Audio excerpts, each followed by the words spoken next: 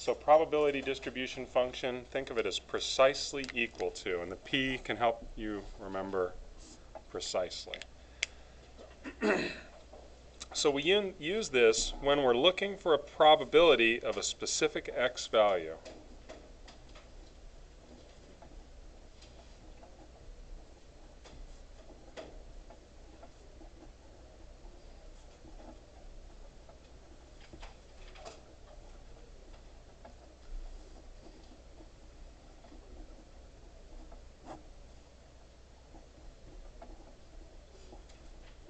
And what does x equal?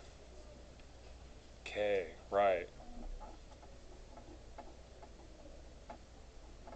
Remember, x is k. So you would see something, when you would use PDF, you might see something like P probability that x equals 11. The equals being the key part there. That's a specific value. And we've learned second vars gets us to our distribution, and we look for binom PDF.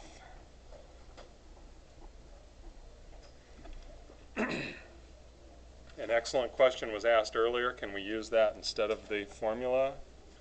Yes. As long as I see what you've put into the calculator written down, you'll be good. Well, what if we want to know more than one of these? Well, we've got something called CDF. You might have noticed that as you were searching through the calculator a little bit. CDF stands for Cumulative Distribution Function.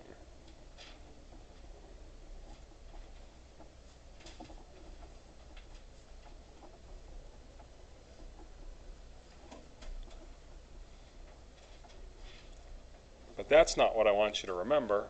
What I want you to remember about CDF is that it is up to that value.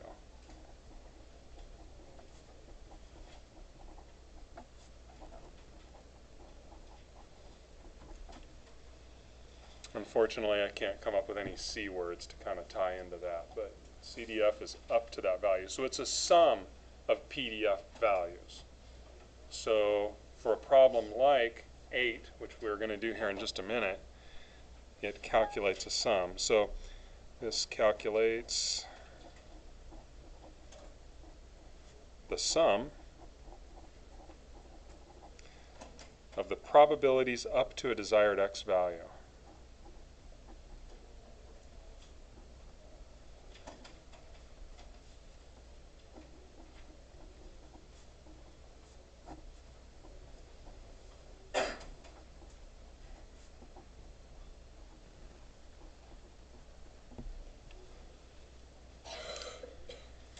And where do we see that on the calculator?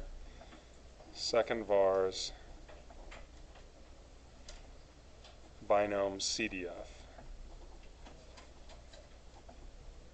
So anytime you see PDF, it's precisely equal to, CDF is up to that value. There are a number of things that we see in the calculator with those, but we're first start learning about the binomes.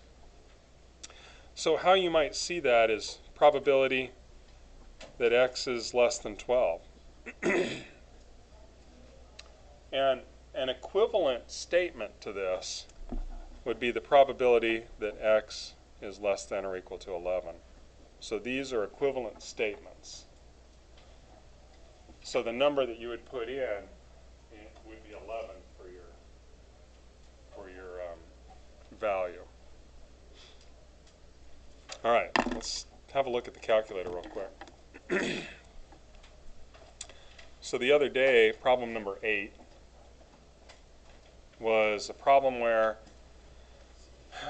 what was the vegetable? It was broccoli, right? Yuck, broccoli.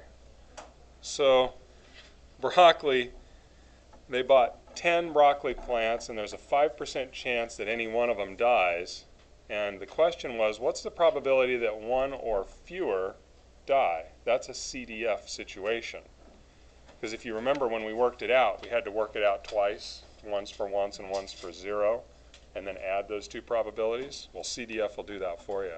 So we're going to go second vars, find binom CDF. Trials, that was 10 broccoli plants. Probability was 5%. And the X value, it's up to that number. So in this case, the X value is going to be 1, and that's going to calculate every number up to 1, which is 0 and 1. And there's our 91% that we got the other day when we did that problem in our notes.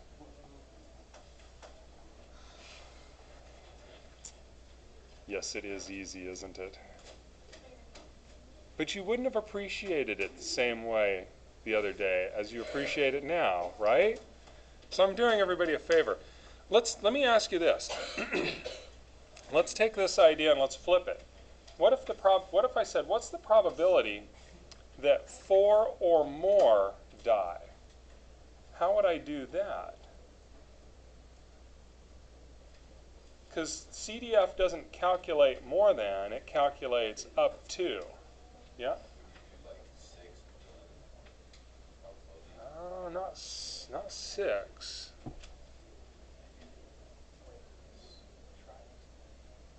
It's 1 minus, right? Anytime you have more than, you're doing a 1 minus. So what if we did 1 minus the binom CDF, and I said 4 or more, right? So the X value that we want to focus on would be 3, right? Okay. So 3 or less die would be the X value. That's where it gets a little tricky. What number do you put into there? Let's see what the probability is that 4 or more die. It's not good, actually. It's less than 1%. Right? It's about 0.1%. So you're probably not going to lose a whole lot of your broccoli plants, unless you do like I would do, which would be like feed them vinegar and salt.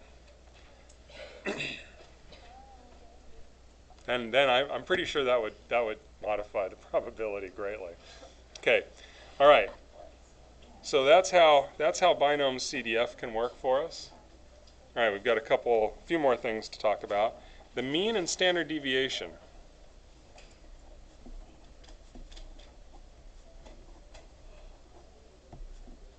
Of a binomial random variable.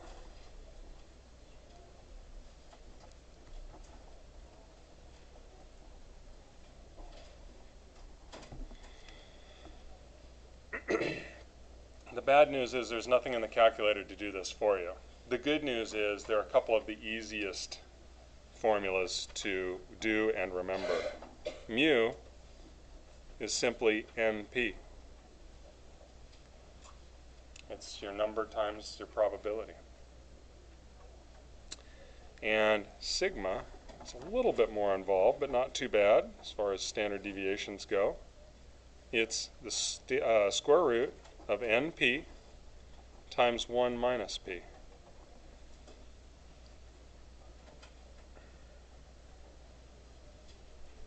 Now, these can only be used with binomial random variables.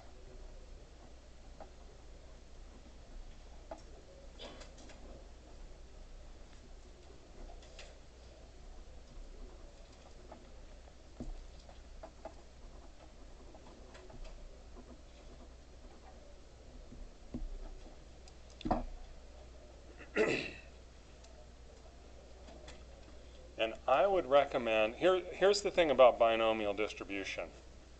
It will be on the AP exam. There's no doubt about it. This is going to be on the AP exam.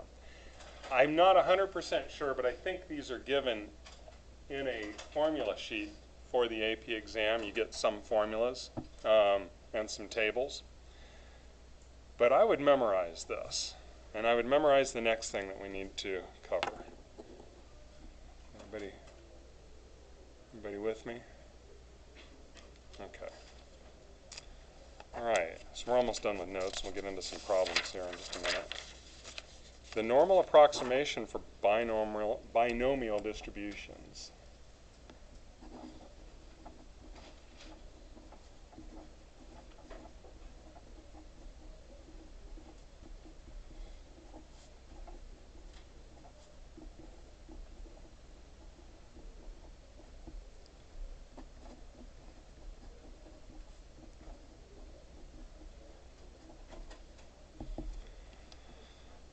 Okay.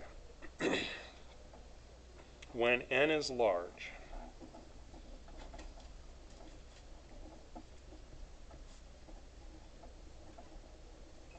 the distribution of x is approximately normal.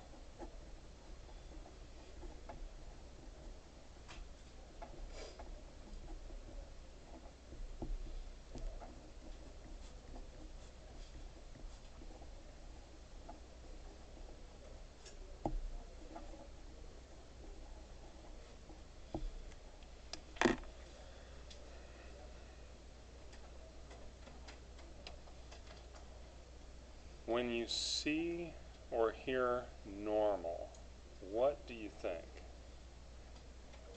Bell curve, exactly. That's what I want you to be thinking, bell curve. Somebody in the last class said the normal SpongeBob, and then he went ahead and drew it for us.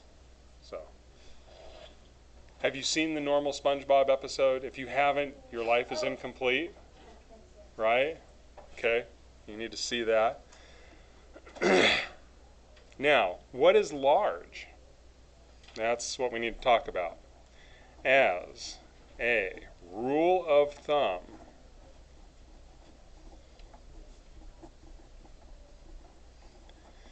now this sounds very Titerman made this up sort of thing, but literally this is the AP Stats way of referring to this. This is the rule of thumb we use, the normal approximation,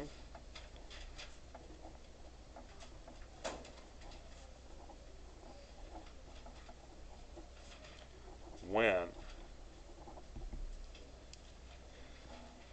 n times p, or our mean, is greater than or equal to 10. And, very important, n times 1 minus p is also greater than or equal to 10. This is the rule of thumb, and this is the other thing that I want you to memorize.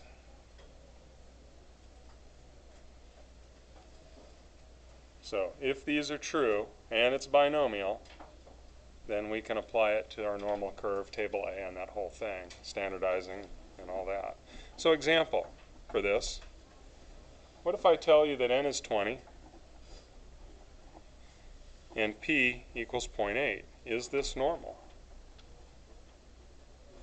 It could very well be binomial, but is it normal? Well, then we just test this. 20 times 0.8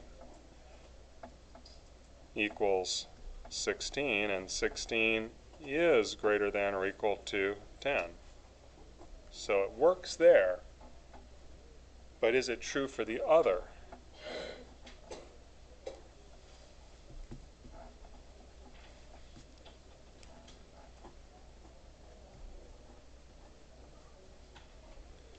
Well, 20 times 0.2 is 4, and 4 is not greater than or equal to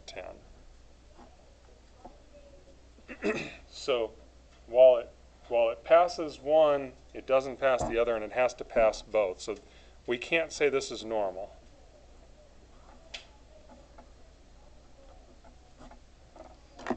It may actually be normal, but the numbers aren't great enough for us to say that it is using our rule of thumb.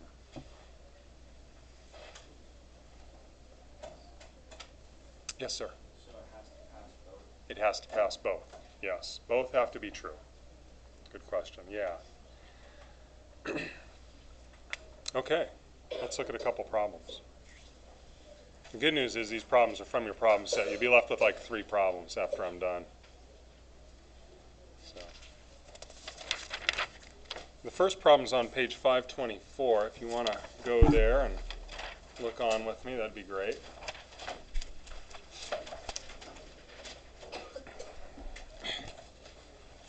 It's guessing on a multiple choice test. It's 8:15.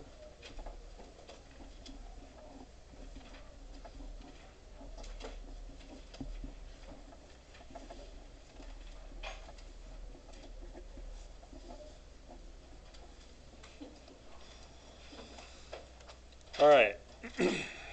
Suppose that Aaron guesses on each question of a multiple choice quiz. A gives us some information. It says if each question has 4 different choices, so 4 choices, find the probability that Aaron gets 1 or more correct answers on a 10-item quiz. So n equals 10, and we're looking for the probability that x is greater than or equal to 1. Now, if this were an AP Stats question, well, it is, it's from the book, but if it were an AP question actually on the test, the first thing you'd want to do is check to see if it's binomial. Is the probability the same for each question? Yes, because there's 4 answers in each question. Do we have a set number? Yes. Do you have 2 conditions? Yep. You either get it right or you don't, right? And what's the last one? What's that? Independent. Yep. Thank you. Each question is independent. Yeah, so they would be. So it's definitely binomial. So if I were, like I said, if I were literally answering this for the AP, I would go through all of those and write that out. We want to modify this, though, because we don't have a function that will allow us to find the greater than. We can only find less than. So anytime we have greater than, we need to be thinking 1 minus something. So how about 1 minus the probability that x is not 1, 2, 3, 4, 5, 6, 7, 8, 9, or 10, but x equals 0. Okay? The other way that this could be written is 1 minus the probability that x is less than 1. When you have the equal, I want you to be thinking PDF. And when you have the less than or greater than, I want you to be thinking CDF. In this case, since there's only 1 digit that's less than 1, being 0, it doesn't matter if we use PDF or CDF. So I'm going to say 1 minus binom CDF. Let's go with this guy. 10.25 and 0, because the only number less than 1 is 0. You guys put that in your calculator. I'll put the PDF version of that in the calculator and see if we don't come up with the same answer.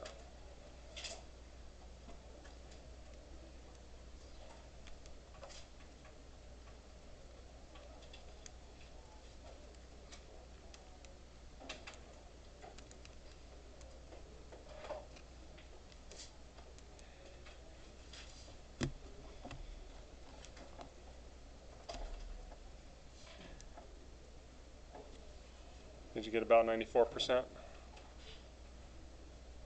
Okay.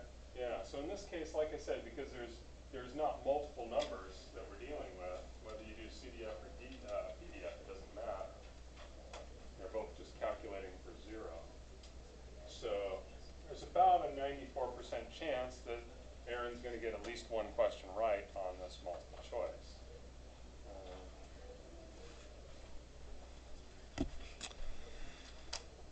What's interesting is when you play with this and find out what's the probability that she gets exactly 10 right. It's like, I haven't done it, but I bet it's as close to 0 as you can get. Okay. All right, B is a trickier problem.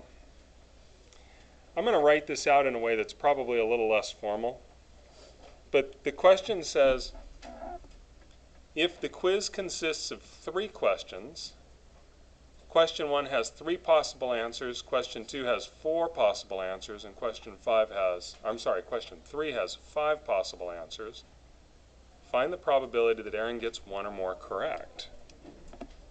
So the probability of correct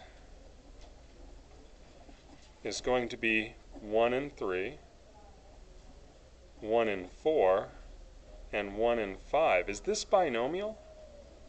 No, so we can't use our binomial stuff on this. Our probabilities aren't the same. So here's the deal. to figure out the probability that she gets 1 correct, the probability that she gets 2 correct, and the probability that she gets 3 correct is something I don't really want to do. In fact, I'm afraid I would goof that up if I tried that. So it's far easier with a problem like this to look at what's the probability that she gets none correct. So the probability on the first question is 2 out of 3. She's a 2 out of 3 chance in the first problem that she would get none correct. There would be a 3 out of 4 probability on the second question that she would get none correct, and a 4 out of 5 probability on the last question that she would get none correct. And the reason I would do this is I'm only trying to figure out what's the probability that she doesn't get anything right. That's far easier than 1 or 2 or 3. And so what that gives me is a 1 minus this probability. Each time she answers a question, that's an independent event. And independent events add or multiply? You remember? They multiply. They multiply. So the probability that she gets the first question incorrect is 2 out of 3, times the probability that she gets the second problem incorrect is 3 out of 4, times the probability that she gets the last question incorrect is 4 out of 5. So by going 1 minus, that gives us the probability that she gets at least 1 correct. Now, here's the cool thing about this one. Before I could do any multiplying, I can just do some canceling here. So this is 1 minus 2/5, which equals 1 minus 0.4, which is 0.6. So there's a 60% chance that she would get at least 1 correct. Does that make sense? Yeah, that's a far easier way to answer a question like this. Like I said, I would be really hard pressed, and I'm not sure I'd get the answer if I had to do it from the correct side of things, because you'd have a lot of calculation in that. Okay. So finding the easiest way to do it oftentimes is looking at the opposite of it. Okay. All right. Let's add this. She gets at least 1 correct.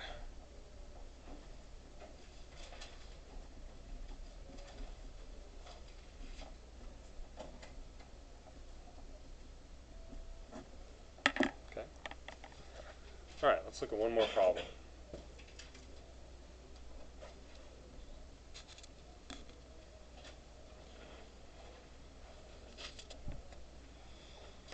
So the next problem is, I think, the last problem in the problem set. It is on page 538, number 36.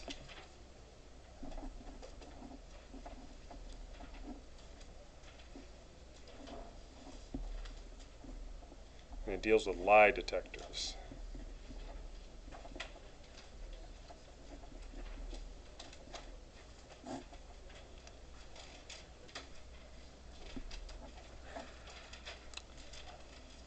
I really like this problem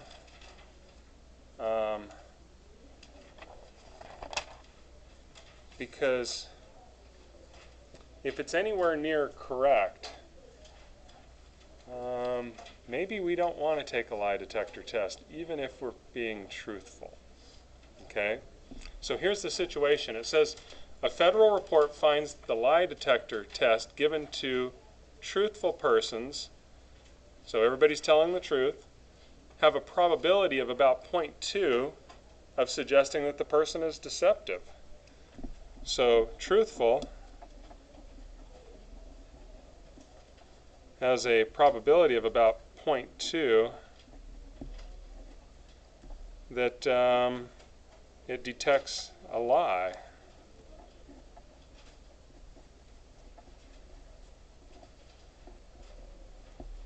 Now what that tells me, in sort of just a generic form, is that if I tell 5 truths, one of those is probably going to be detected as a lie. That would bother me greatly. So, the first problem says, a company asked 12 job applicants about thefts from the previous employers, using a lie detector to assess their truthfulness. Suppose that all 12 answer truthfully. What is the probability that the lie detector says that all 12 are truthful? And what is the probability that the lie detector says at least one is deceptive? So we're looking for the probability that x equals 12 for the first part, and the probability that x is, hang on a sec, what does it say? At least one is deceptive is greater than or equal to 1. Okay. So this is going to be a PDF problem because it's equals. So we're going to say this is binom PDF. Well, let's see. Let's back up a second. Let's see if we meet our conditions. Two categories. Yeah, they're either lying or they're not, right? Truthful or not. Independent. People are independent. Sure, their questions would be independent. Fixed number. Yeah. And a fixed probability. Yeah, we've got a binomial situation here. So we're questioning 12 people. Our probability is 0.2, and we want to know what's the probability that all 12 are detected as being truthful. Let's see what that gives us.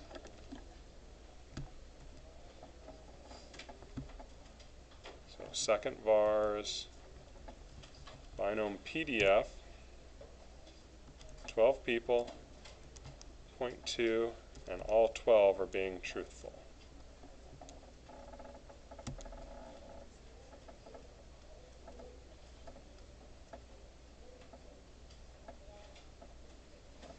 Wait a minute.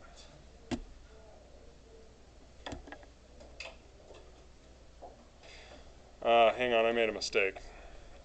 This 12 shouldn't be 12. It should be 0. I got it mixed up because what the 0.2 is detecting a lie. So 0 are detected as lying. Sorry about that. Easy mistake to make when you're... So all I have to do here is go up and copy that, change the 12 to a 0, and I get about 7%.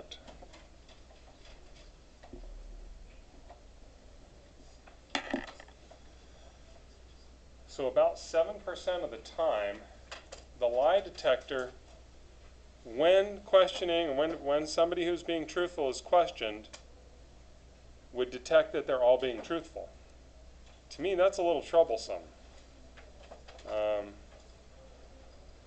Because maybe I'd get nervous about answering a truthful question, right? Anybody ever go to the doctor's office and they put the cuff on you and you go, oh my gosh, they're taking my vital signs, and your blood pressure raises? It's called white coat fever. I would guess that something very similar happens when they hook you up with all that stuff and ask you a true question. All right. So this is greater than or equal to. So this is a CDF problem. But does CDF answer this much or more? Is up my, yeah, you're right. It's up to that amount. So what number is less than 1? 0, right. So this one would be, a better way to do this would be 1 minus the binom. And you could do PDF or CDF here because you're only calculating for 0. Binom PDF or CDF.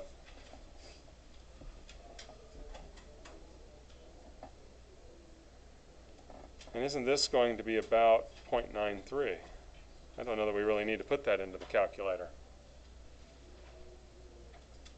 Because what's the probability that at least one is detected as being untruthful?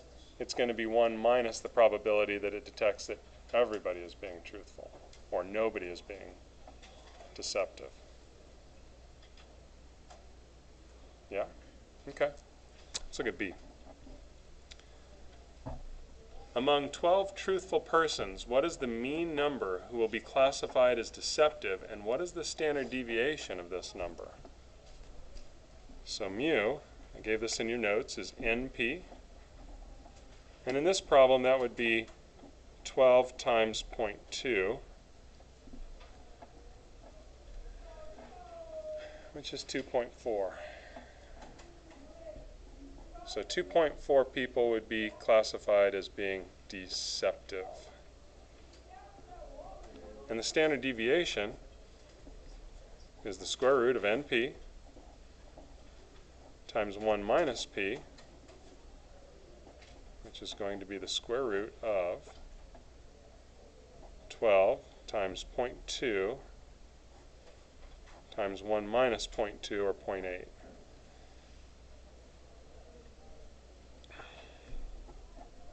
Somebody tell me what you get for that.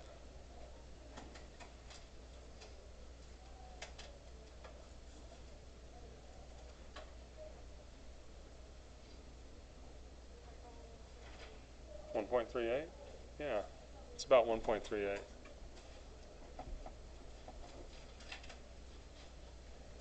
So that's our mean and standard deviation.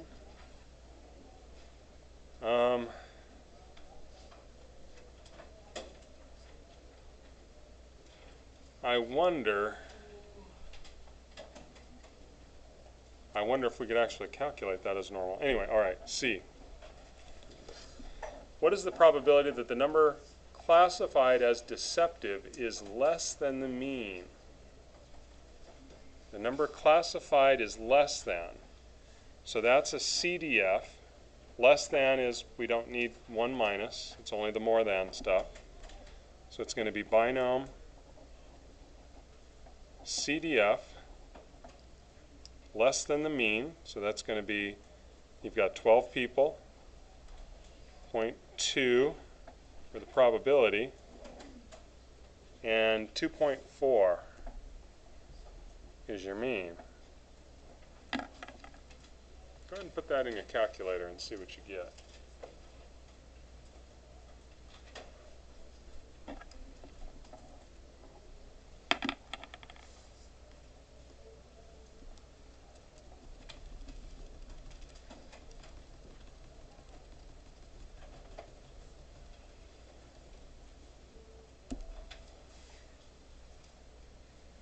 Did you get about 56%?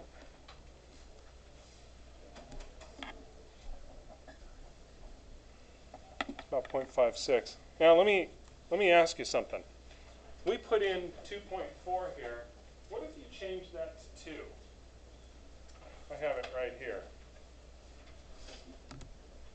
I get the same value. What if I change that to 2.9?